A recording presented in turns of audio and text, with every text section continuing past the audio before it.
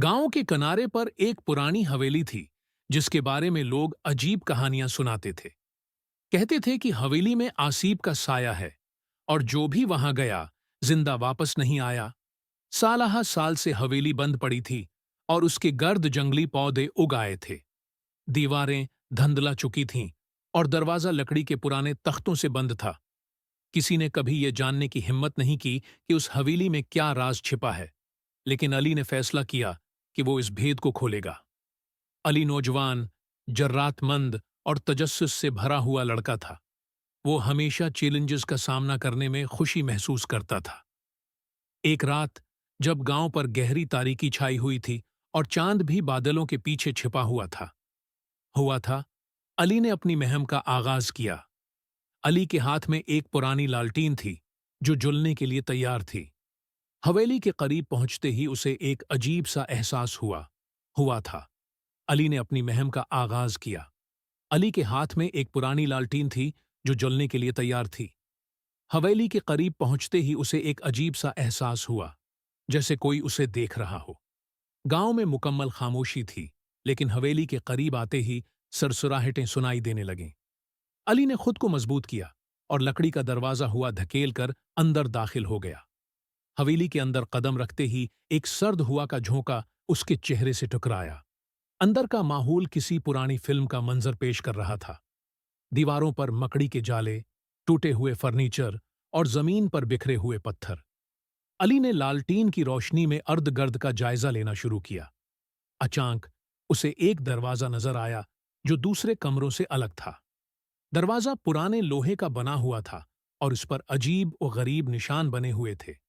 अली ने दरवाजा खोलने की कोशिश की, लेकिन ये बंद था। करीब ही उसे एक चाबी नजर आई जो शायद इस दरवाजे की थी। चाबी को दरवाजे में लगाते ही एक धीमी सी आवाज आई और दरवाजा खुल गया। दरवाजा खुलते ही अली के सामने एक तह खाना नजर आया। सीढ़ियां नीचे की तरफ जा रही थीं और तह खाने से ठंडी हुआ आ रही थी। अली ने लालटीन थामे सीढ़ियों पर कदम रखा।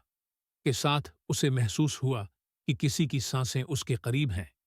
तहखाने के अंदर पहुंचकर अली ने देखा कि दीवारों पर अजीब निशान कुंदा थे, जैसे किसी पुरानी रस्म की निशानी हो।